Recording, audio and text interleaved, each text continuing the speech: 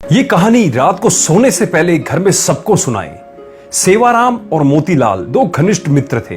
दोनों ही गली गली जाकर पीठ पर पोटली लादकर कपड़े बेचने का काम करते थे। सर्दियों के दिन थे, वे गांव गांव जाकर कपड़े बेच रहे थे। तभी एक झोपड़ी के बाहर एक बुढ़िया जो कि ठंड से कांप रही थी, तो सेवाराम ने अपनी पोटली से एक कंबल निकालकर उस माई को दे दिया और कहा, माई तुम ठंड से कांप रही हो, यह कंबल ओढ़ लो। बूढ़ी माई कंबल लेकर बहुत खुश हुई और जल्दी जल्दी से उसने कंबल से अपने आप को ढक लिया और सेवाराम को खूब सारा आशीर्वाद दिया। तभी उसने सेवाराम को कहा, मेरे पास पैसे तो नहीं है, लेकिन रुको, मैं तुम्हें कुछ देती हूँ। वो अपनी झोपड़ी के अंदर गई। तभी उसके हाथ में एक बहुत ही सुंदर छोटी सी ठाकुर जी की प्रतिमा थी। वह सेवाराम को देते हुए बोली कि मेरे पास देने के लिए पैसे तो नहीं है, लेकिन ये ठाकुर जी हैं, इसको तुम अपनी दुकान पर लगाकर खूब सेवा करना, देखना तुम्हारी कितनी तरक्की होती है, ये मेरा आशीर्वाद है। मोतीराम बुढ़िया के पास आकर बोला, अरे ओ माता जी, क्यों बहाने बना रही हो? अगर पैसे नहीं है तो कोई बात नहीं, लेकिन हमें झूठी तसल्ली मत दो। हमारे पास तो कोई दुकान नहीं है, हम इसको कहां लगाएंगे? इसको तुम अपने पास ही रखो। लेकिन सेवाराम, जो कि बहुत ही नेक दिल का था और ठाकुर जी को मानने वाला था, वह बोला, नहीं नहीं माता जी, अगर आप इतने प्यार से कह रही हो तो ये आप मुझे दे दो, पैसे की आप चिंता मत करो। सेवाराम ने जल्दी से अपने गले में पड़ी हुई परने में ठाकुर जी को लपेट लिया और उनको लेकर चल पड़ा। बुढ़िया दूर दूर तक उनको आशीर्वाद दे रही थी। हरि तुम्हारा ध्यान रखेंगे ठाकुर जी, तुम्हारा ध्यान रखेंगे। वह तब तक आशीर्वाद देती रही जब तक कि वह दोनों उनकी आंखों से ओझल ना हो गए। ठाकुर जी का ऐसा ही चमत्कार हुआ। अब धीरे धीरे दोनों की कमाई ज्यादा होने लगी। अब उन्होंने एक साइकिल खरीद ली। अब साइकिल पर ठाकुर जी को आगे टोकरी में रखकर और पीछे पोटली रखकर गांव गांव कपड़े बेचने लगे। अब फिर उनको और ज्यादा कमाई होने लगी और उन्होंने एक दुकान किराए पर ले ली और वहां पर ठाकुर जी को बहुत ही सुंदर आसन पर विराजमान करके दुकान का मुहूर्त किया। धीरे धीरे दुकान इतनी चल पड़ी कि अब सेवाराम और मोतीलाल के पास शहर में बहुत ही बड़ी बड़ी कपड़े की दुकानें और कपड़े की मिलें हो गई।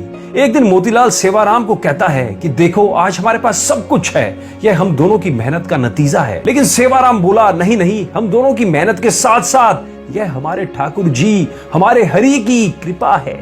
मोतीलाल बात को अनसुनी करके वापस अपने काम में लग गया। एक दिन सेवाराम की सेहत थोड़ी ढीली थी, इसलिए वे दुकान पर थोड़ी देर से आया। मोतीलाल बोला, अरे दोस्त, आज तुम देर से आए हो, तुम्हारे बिना तो मेरा एक पल का गुजारा नहीं, तुम मेरा साथ कभी नहीं छोड़ना। सेवाराम हंसकर बोला, अरे मोतीलाल, चिंता क्यों करते हो, मैं नहीं आऊंगा तो हमारे ठाकुर जी तो है ना।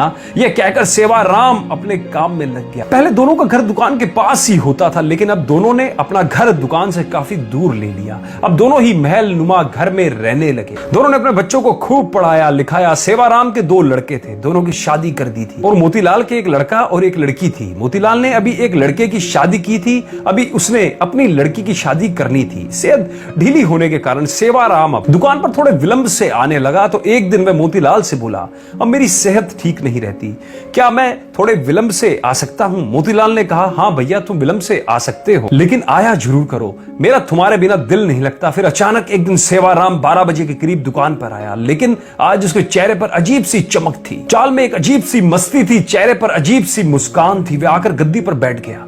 मोतीलाल ने कहा, भैया, आज तो तुम्हारी सेहत ठीक लग रही है। सेवाराम ने कहा, भैया, ठीक तो नहीं हूं, लेकिन आज से मैं बस केवल 12 बजे आया करूंगा और 5 बजे चला जाया करूंगा। मैं तो केवल इतना ही दुकान पर बैठ सकता हूं। मोतीलाल ने कहा, कोई बात नहीं, जैसी तुम्हारी इच्छा। अब तो सेवाराम रोज 12 बजे आता और 5 बजे चला जाता, लेकिन उसकी शक्ल देखकर ऐसा नहीं लगता था कि वह कभी बीमार भी है। लेकिन मोतीलाल को अपने दोस्त पर पूरा विश्वास था कि वह झूठ नहीं बोल सकता और मेहनत करने से वह कभी पीछे नहीं हट सकता। एक दिन मोतीलाल की बेटी की शादी तय हो गई, तो वह शादी का निमंत्रण देने के लिए सेवाराम के घर गया। घर जाकर उसको उसके बेटा, बहू, सेवाराम की पत्नी सब नजर आ रहे थे, लेकिन सेवाराम नजर नहीं आ रहा था। उसने सेवाराम की पत्नी से कहा, भाभी जी, सेवाराम कहीं नजर नहीं आ रहे हैं। उसकी पत्नी एकदम से हैरान होती हुई बोली, यह आप क्या कह रहे हैं? तभी वहां उसके बेटे भी आ गए और कहने लगे, काका जी, आप कैसी बात कर रहे हो, हमारे साथ कैसा मजाक कर रहे हो? मोतीलाल बोला कि मैंने ऐसा क्या पूछ लिया कि मैं तो अपने प्रिय दोस्त के बारे में पूछ रहा हूं। क्या उसकी तबीयत आज भी ठीक नहीं है? क्या वह अंदर आराम कर रहा है? मैं खुद अंदर जाकर उसको मिल आता हूं। मोतीलाल उसके कमरे में चला गया, लेकिन सेवाराम उसको वहां भी नजर नहीं आया। तभी अचानक उसकी नजर उसके कमरे में सेवाराम के तस्वीर पर पड़ी। वह एकदम से हैरान होकर सेवाराम की पत्नी की तरफ देखता हुआ बोला, अरे भाभी जी, ये क्या आपने सेवाराम की तस्वीर पर हार क्यों चढ़ाया हुआ है? सेवाराम की पत्नी आंखों में आंसू भरकर बोली, मुझे आपसे ऐसी उम्मीद नहीं थी भैया कि आप ऐसा मजाक करेंगे। मोतीलाल को कुछ समझ नहीं आ रहा था। तभी सेवाराम का बेटा बोला कि आपको नहीं पता कि पिताजी को गुजरे तो 6 महीने हो चुके हैं। मोतीलाल को तो ऐसा लगा कि जैसे उसके सिर पर बिजली गिर पड़ी। वह एकदम से थोड़ा लड़खड़ाता हुआ पीछे की तरफ हटा और बोला, ऐसा कैसे हो सकता है? वह तो हर रोज दुकान पर आते हैं, बीमार होने के कारण थोड़ा विलंब से आते हैं। वह 12 बजे से आते हैं और 5 बजे तक चला जाता है। उसकी पत्नी बोली, ऐसा कैसे हो सकता है कि आपको पता ना हो? आप ही तो हर महीने उनके हिस्से का मुनाफे के पैसे हमारे घर देने आते हो। 6 महीने से तो आप हमें दोगुना मुनाफा देकर जा रहे हो। मोतीलाल का तो अब सर चकरा गया। उसने कहा, मैं तो कभी आया ही नहीं, 6 महीने हो गए, ये क्या मामला है?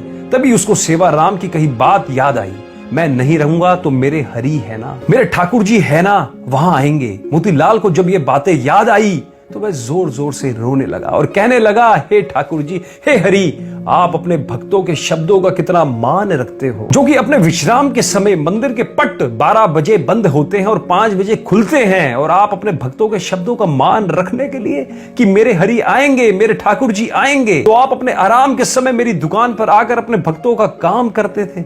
इतना कहकर वह फूट फूट कर रोने लगा और कहने लगा, ठाकुर जी आपकी लीला अपरंपार है। मैं ही सारी जिंदगी नोट गिनने में लगा रहा। असली भक्त तो सेवाराम था, जो आपका प्रिय था।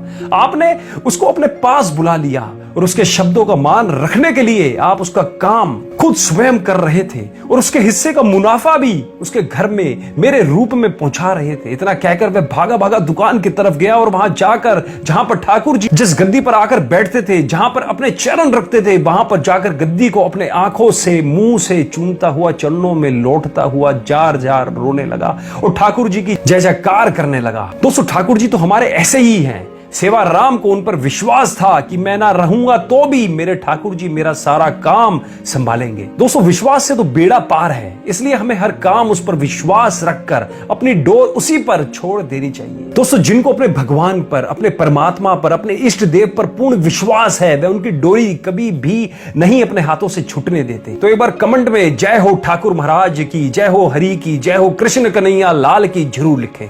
जय कृष्ण कन्हैया लाल की, जय जय राधे।